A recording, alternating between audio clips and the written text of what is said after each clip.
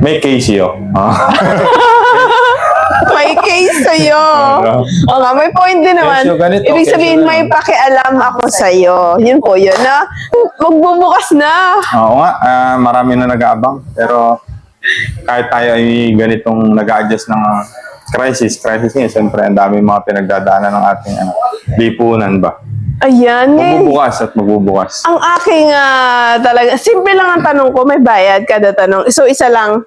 Oo, Magkano ba? yun na. Kasi Magkano ba? requirements kasi yun. Pag may nagtatanong, 100 pesos. 100s. 100. 100s? 100 lang. So, ibig sabihin, pag dumami, Ayun, 100s. nakatanong ka na. Patatlong tanong mo na yun, 300 na yan. So, mga ilan ba itatanong mo? Sige, isa na lang tanong, sir. Ngayon na malapit na magbukas ang inyong Tanong na yan, KCO. Okay.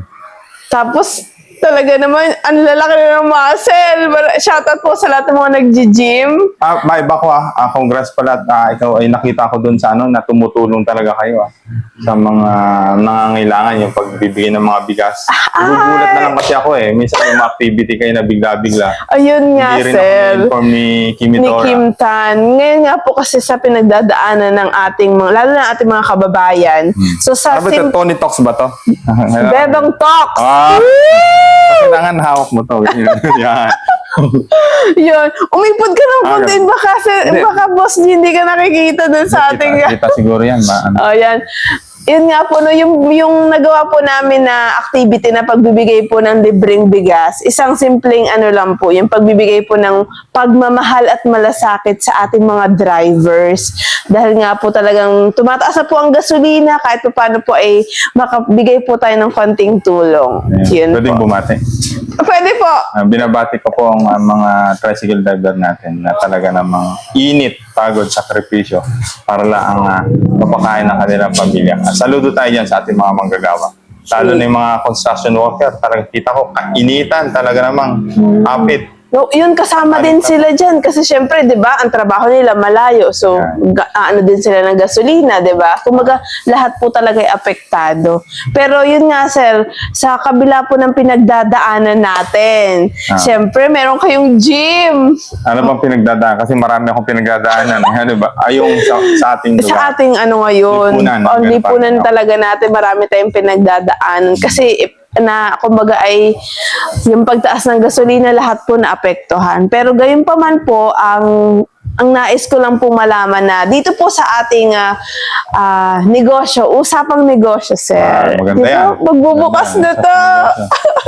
Mag-comment nga dyan, sinong gusto magpa-massage, magpaganda ng mga nails, magpa-blonde ng Actually, hair. kita ng reband Sige. Sir naman. Libre. Libre. Ngayon, sir, di ba meron tayong gym? Ngayon, yung bilang isang mamamayan ng lalawigan ng Occidental at syempre sa lahat ng manonood, ano yung nibibigyan mong payo para sa mga gustong mag-umpisa ng negosyo? Kailangan ba dyan meron kang 100,000, kalahating milyon, or yung usapang pera para makapag-umpisa ng negosyo? Usapang business.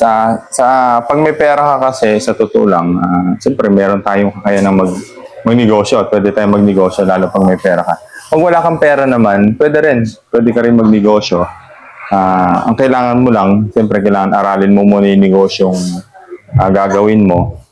Pero most importante, kailangan ang business, dapat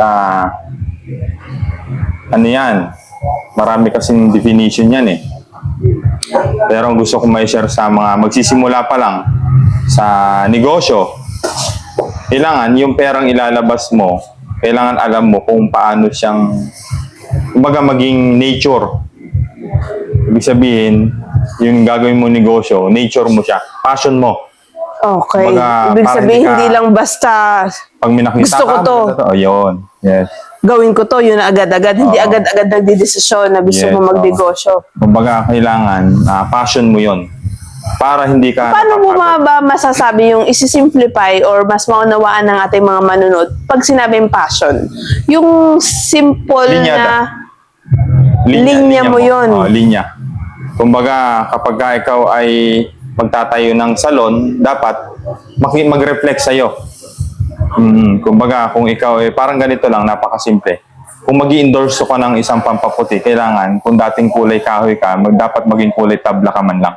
Para makinis-kinis ka, di ba?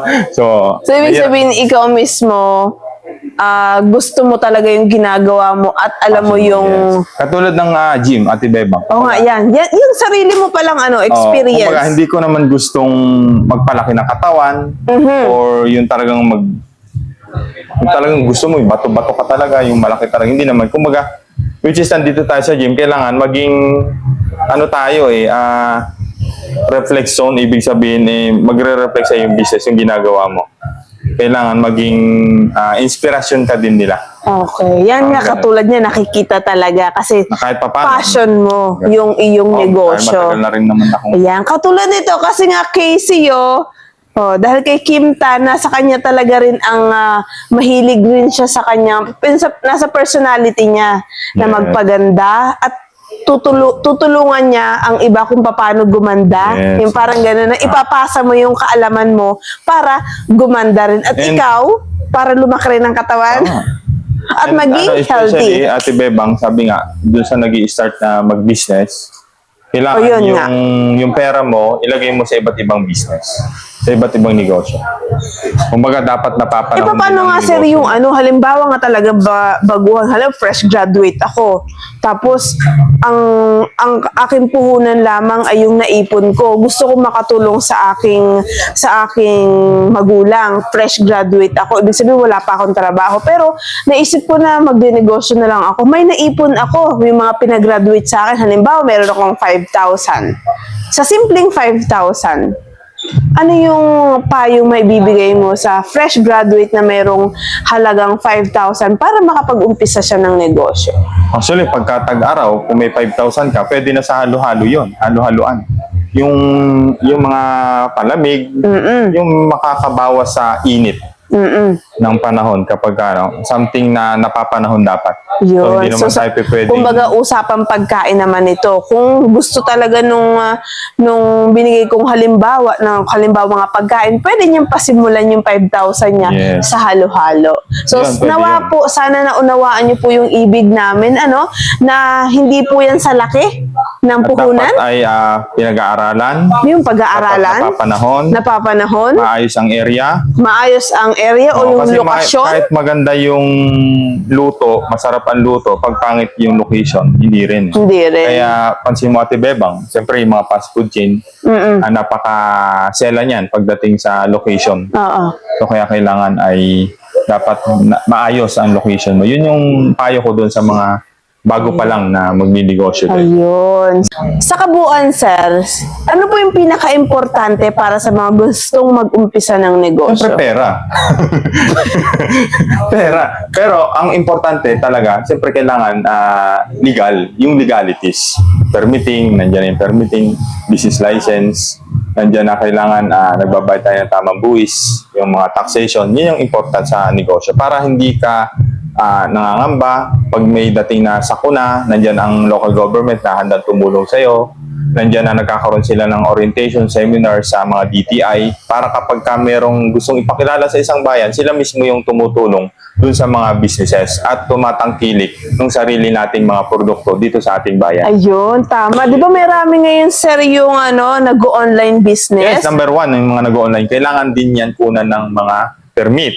Kailangan din kunan din yan ng business license para matulungan din sila ng ating local LGU na may pakilala yung kanilang mga produkto at maging legalized dito sa ating bayan para ma-spread nila yung kanilang market. Yun. Oo, kasi po, di ba, minsan, ang order sa'yo, taga Maynila, taga Visayas, o baka Yes. taga ibang bansa pa, no? Kumbaga, pinapakilala mo rin yung sarili nating bayan at ang lalawigan nating Occidental At sila din Mindoro. yung nagbibigay ng ating mga karagdagang kapital sa mababang percentage. Kapag ikaw ay may license, siyempre qualified ka na mabigyan nila ng dagdag kapital. Ayun. Kumbaga, tulungan po na may ibibigay na tulong ang mga government para po sa mga nagnenegosyo.